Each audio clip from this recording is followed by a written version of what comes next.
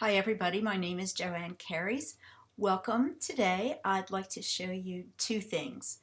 First of all, how to use brushes in Photoshop to paint, and second, I'd like to introduce you to my particular style of teaching because I love teaching Photoshop, especially learning from my students how they've used what they learn to produce some really stunning digital art, even if it's just a simple touch-up or a dramatic effect that has enabled them to place their work on exhibit, attract new clients for their portfolios.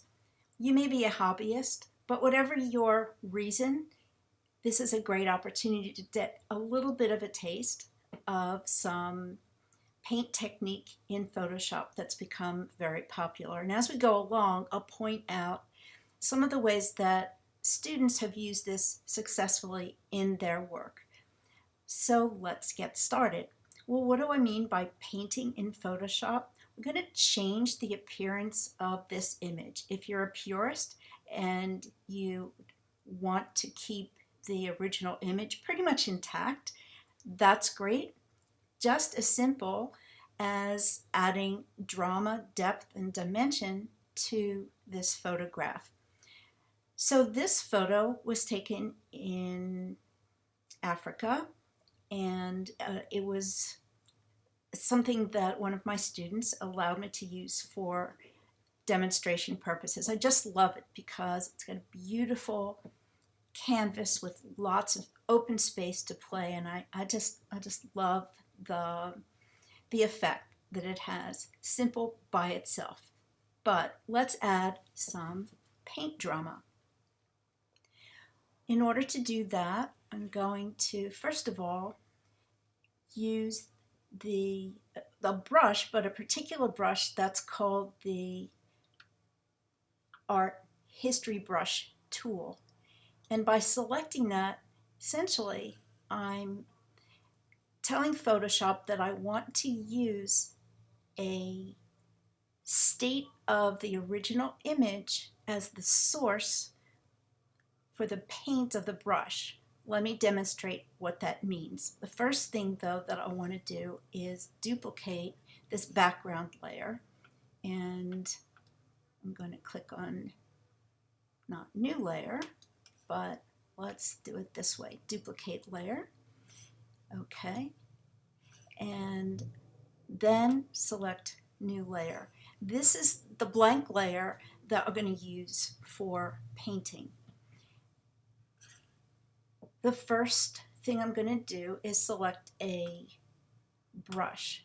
Now here is the way I've set up my brushes menu. You can do it any way you like, of course. And I've selected this brush to start with. You notice up at the very top there are some options for different styles. For example, tight short, loose medium, loose curl long, and I want to use several of those for this demonstration. But the brush is way too small, so I'm going to use my keyboard to make it a little bit larger, not quite that large. So remember, we're painting on this black layer. By not painting, we're taking this brush and we're depositing the hue, the shades of color inherent in the original photograph. So wherever the sky is dark, what will be deposited is a color inherent in the original image. This is like painting clouds across the sky. And very quickly you can see the impact that this one brush has on the canvas. I really love this because it's so simple and immediately adds something new and unique to the photograph. Let's go over here to the right. Take a look at the layers panel. I'm going to turn off what we just did. That's the original, and this was just added. That by itself, you could stop there, but let's keep going because I want to show you a couple of more techniques that you could start using right away. That's what I love about Photoshop. Even though it's frustrating, there are some really wonderful, cool things that you don't have to get hung up about, and this is one of them. I'm going to use the same brush, and this time we'll use the tight short style and see if that makes a difference. Let's turn off the layer below and let's kind of roll around the canvas this way. I'm not sure that's having a dramatic effect, but let's turn on the layer below, and combined, that's interesting. I like that.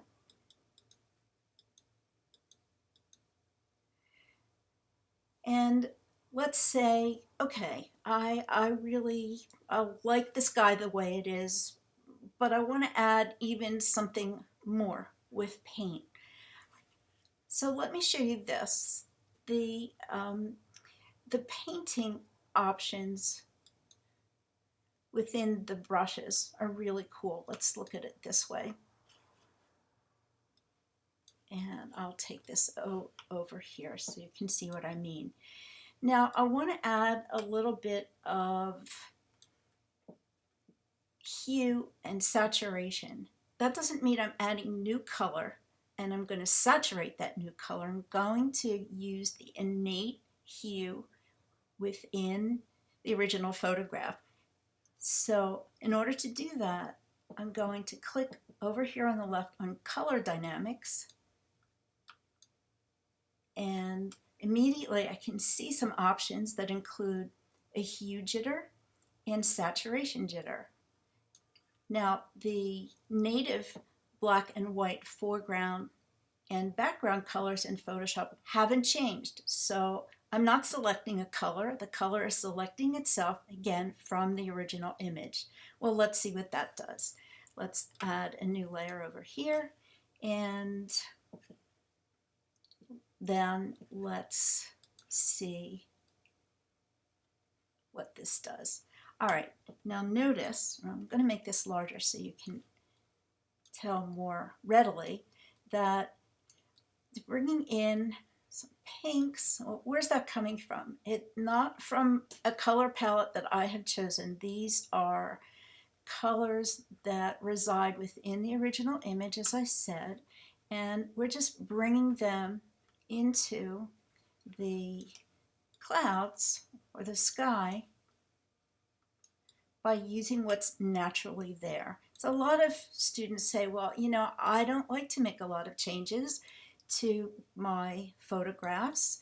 However, this is something you might want to consider because you're really taking what's already there and just adding something in a different sort of way without altering the inherent features of the photograph. Except, of course, you really are, but you know, this is just so much fun to see. Now, you can also saturate those colors quite a bit, but I'm not going to do that. I think the only other thing that I want to show you right now is how the style menu, the type of style, can affect the overall way that the paint is deposited. So new layer, and all right, so that's really spreading the paint around in sort of a watercolor type way, and you can see visibly immediately how those colors interact with each other in the canvas.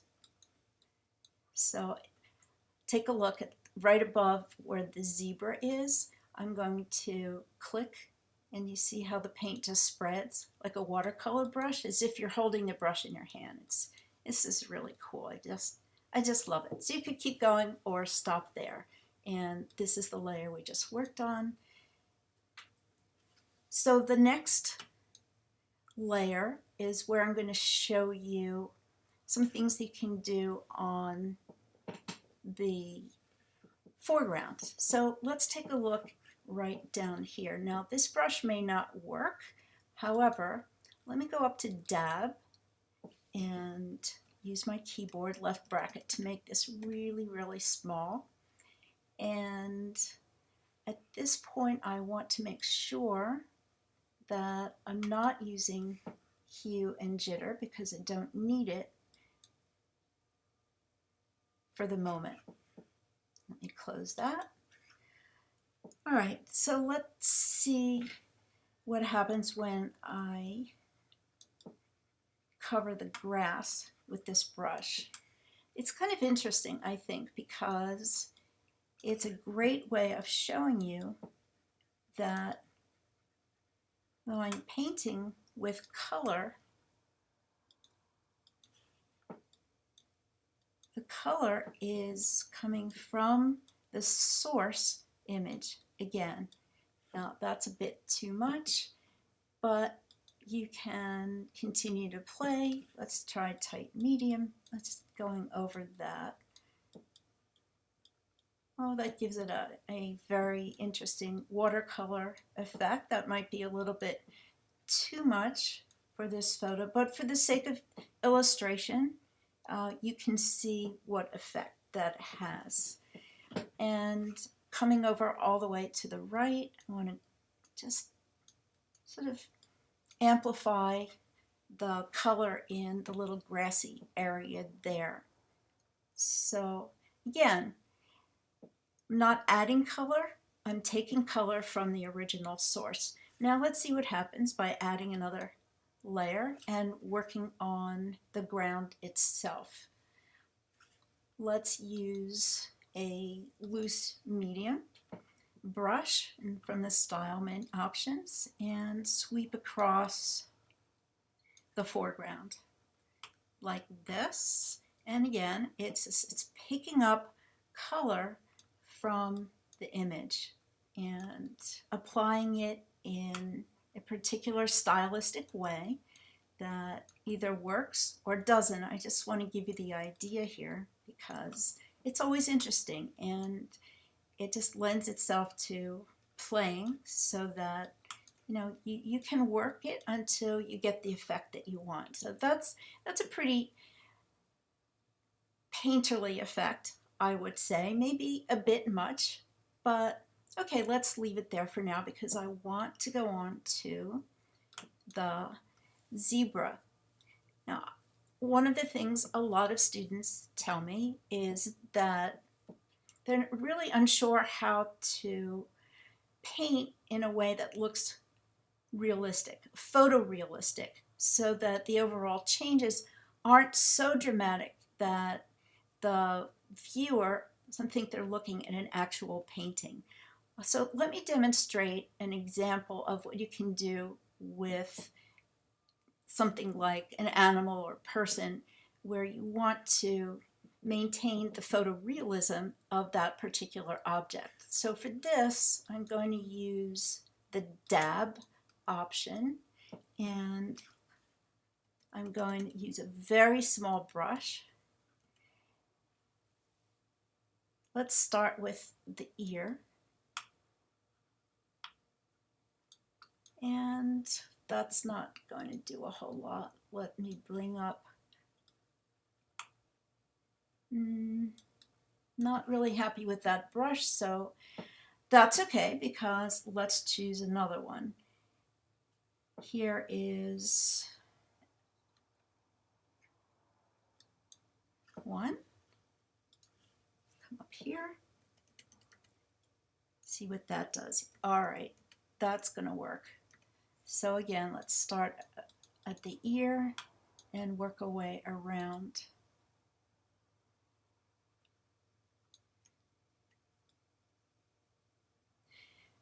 So if you're following the brush, you see where, again, it's taking those browns and tans and blacks and spreading them across the body of the zebra, giving it an effect as if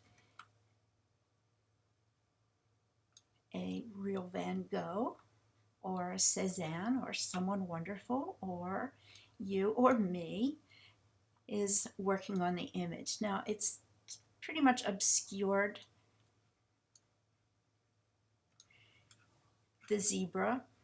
So the easiest thing to do about that is to simply lower the opacity, bring it this way so you can see more of the original zebra. If I lowered it all the way, that really stands out. It's about as photorealistic as you can get. I especially love that. I really enjoy combining very, very real, detailed images with ones that have some type of different visual effect. So let's leave it there. And very simply then we've accomplished creating a paint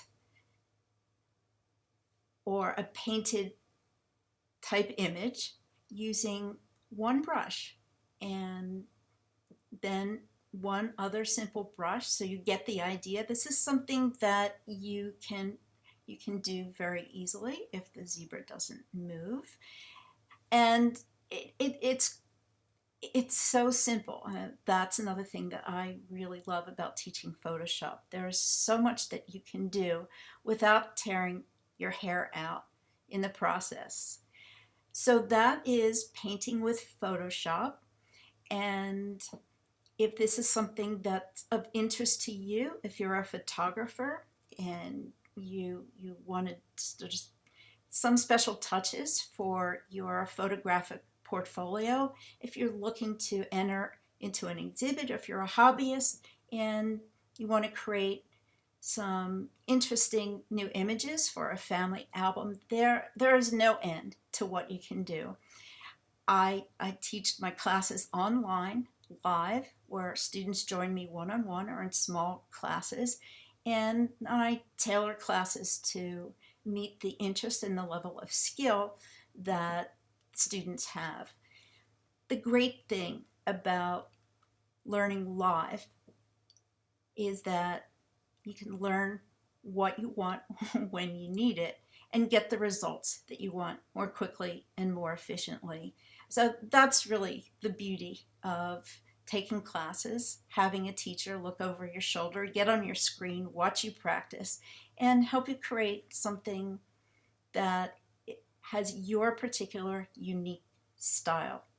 Boost your skills quickly and efficiently. That's the value of doing something like this with someone to help you through the process. So again, thanks for watching. This is painting in Photoshop. I hope that you'll find something of value in this short demonstration. And of course, I'd love to hear from you. So give me a call, look me up online, and let's get together online for some live work together, and let's Photoshop. Thank you so much for watching, and I look forward to hearing from you and working with you on painting or whatever else you choose. So bye for now.